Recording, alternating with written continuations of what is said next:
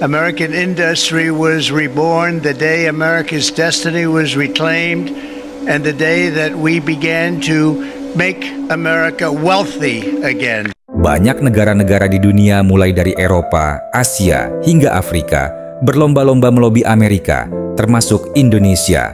Tapi apa kata Trump? Tidak ada negosiasi tanpa membayar, semua harus membayar jika ingin duduk ke meja perundingan. Trump sangat senang. Kini, ia menjadi pusat perhatian dunia. Ia sangat senang karena ia akhirnya sukses menciptakan pengaruh global yang sangat kuat. Taiwan yang dikenai sanksi tarif sangat tinggi bahkan sudah mengumumkan tidak akan membalas dan mengatakan menetapkan tarif 0% terhadap barang-barang atau produk Amerika.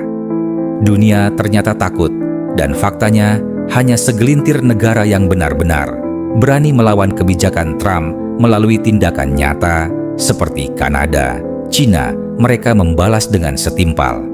Atau negara-negara seperti Rusia dan Iran yang benar-benar tidak peduli karena mereka memang tidak memiliki hubungan dagang dengan Amerika atau beberapa negara Eropa. Sedangkan negara-negara lain justru berlomba-lomba datang memohon.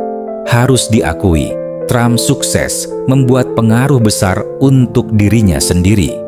Kini ia berdiri tegak dengan banyak raja yang tunduk di bawah kakinya seperti yang dia inginkan. Perang dagang, perang ekonomi adalah jalannya menuju kekuasaan yang sangat besar. Ya, Trump tampak sangat senang. Dia sukses membuat pengaruh besar. Dia berhasil membuat kerugian ekonomi global. Dia tidak bergeming meski gelombang protes semakin hari semakin besar dan kuat di antero negeri. Bahkan kini 50 negara bagian Aposete, rakyatnya bersatu melawan Trump. Demikian juga halnya telah terjadi di banyak kota-kota besar di dunia. Ia mengatakan dia tahu kerugian hingga triliunan bahkan kuadriliun bagi dunia. Dia tahu akan banyak negara jatuh ke jurang kemiskinan. Dia mengatakan itu adalah obat terutama bagi Amerika. Obat yang pahit, kerugian itu tidak berarti apa-apa jika dibanding dengan keuntungannya kelak. Amerika tetap akan menjadi yang terkuat sesuai dengan jargon Amerika Great Again. Tanggapan terbaru Trump pada saat ekonomi terbesar kedua menjatuhkan tarif 32% adalah sebuah ancaman yang sangat percaya diri. Dia berkata, "Dengar baik-baik, jika Cina tidak mencabut tarif balasan itu, Amerika akan membalas dengan tarif tambahan 50% mulai 9 April 2025. Titik. Dan lebih dari itu, semua negosiasi dengan China dibatalkan. Permintaan pertemuan dengan mereka ditolak mentah-mentah. Amerika tidak butuh basa-basi. Trump mengklaim tidak ada inflasi di Amerika sebagai akibat tindakannya itu. Tidak ada pengangguran karena lapangan kerja semakin banyak.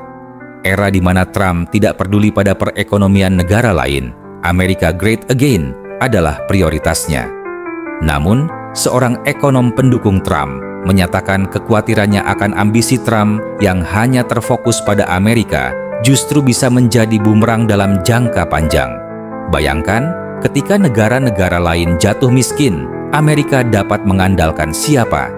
Atau bahkan, ketika negara-negara lain mulai menjauhkan diri, Amerika sangat mungkin akan dikucilkan dalam jangka waktu panjang. Untuk masa sekarang, Amerika masih sangat kuat. Tindakan Trump membuktikan pengaruhnya yang sangat kuat di bidang ekonomi, sehingga mampu membuat dunia goncang. Hal ini tampaknya memang perlu dihentikan melalui cara apapun. Tidak menutup kemungkinan akan terjadi persatuan langkah Uni Eropa, Cina, dan negara-negara BRICS justru bersatu melawan Amerika.